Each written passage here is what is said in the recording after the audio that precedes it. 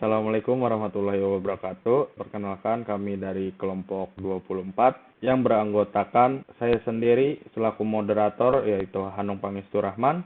Lalu ada rekan saya Erwin Febrianto dan yang terakhir ada Ardi Apriansa. Di sini kami akan menjelaskan tentang extreme programming.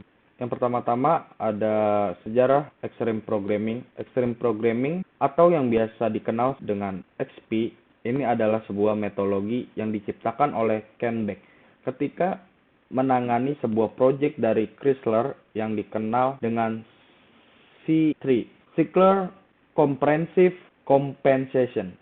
Proyek ini dimulai pada bulan Maret 1996 dan terancam gagal karena rumitnya sistem yang dibangun dan kegagalan pada saat testing. Pengertian extreme programming adalah sebuah model pengembangan sistem yang menyederhanakan berbagai tahap proses pengembangan tersebut agar tercapainya peningkatan efisiensi dan fleksibilitas sebuah proyek pengembangan perangkat lunak. Nilai-nilai dasar extreme programming. Yang pertama ada communication. Extreme programming berfokus bagaimana cara agar hubungan komunikasi antar anggota tim terjalin dengan baik. Yang kedua ada courage. Demi tercapainya proyek pengembangan yang sukses, setiap masing-masing anggota tim harus selalu memiliki keberanian, keyakinan, serta integritas dalam melakukan tugasnya. Simplicity. Selalu mencari solusi yang paling sederhana dan paling praktis. Gunakanlah metode yang mudah, pendek, atau tidak terlalu rumit dalam pembuatan desain serta hilangkanlah fitur-fitur yang tidak berguna. Yang terakhir ada feedback. Feedback adalah hal yang terpenting yang bertujuan untuk mengetahui kemajuan dari proses maupun kualitas perangkat lunak yang dibangun. Kewajiban anggota tim maupun pihak lainnya untuk terlibat dalam memberikan feedback yang baik. Oke, selanjutnya akan dibacakan oleh rekan saya, Ardi Apriansah. Kemudian ada penerapan extreme programming.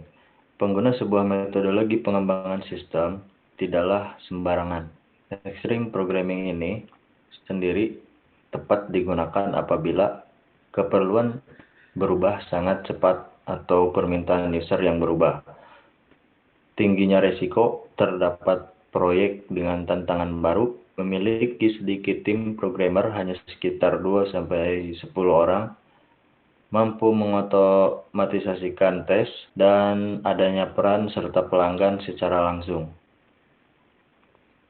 Kemudian hal penting yang harus diketahui. Yang pertama itu ada tim harus secara intensif berhubungan dengan user sehingga apa yang diinginkan oleh user untuk sistem yang sedang dikembangkan akan sesuai.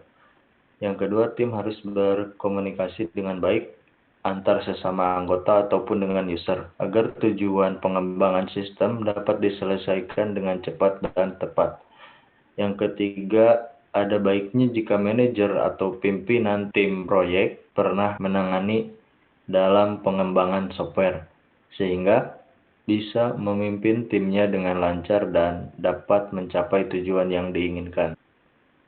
Keuntungan metode extreme programming. Yang pertama, ada interaksi yang baik antara developer atau programmer.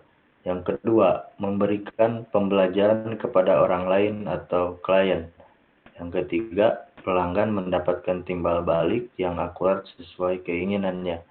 Yang keempat, developer tidak bekerja secara berlebihan. Oke, baik. Terima kasih untuk rekan saya Ardi Apriansah untuk penjelasannya.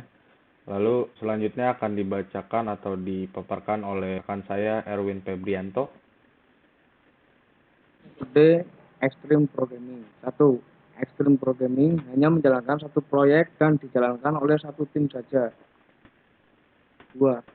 Developer baru dan akan menghadapi perubahan yang harus mereka jalankan secara dinamis.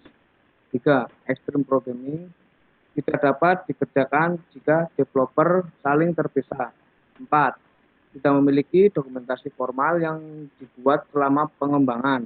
Satu-satunya dokumentasi adalah dokumentasi awal yang dilakukan oleh user.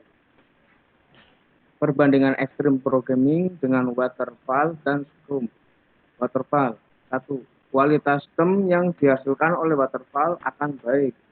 Ini dikarenakan oleh pelaksanaannya secara bertahap, sehingga tidak terfokus pada tahapan tertentu tetapi waktu yang dibutuhkan lama.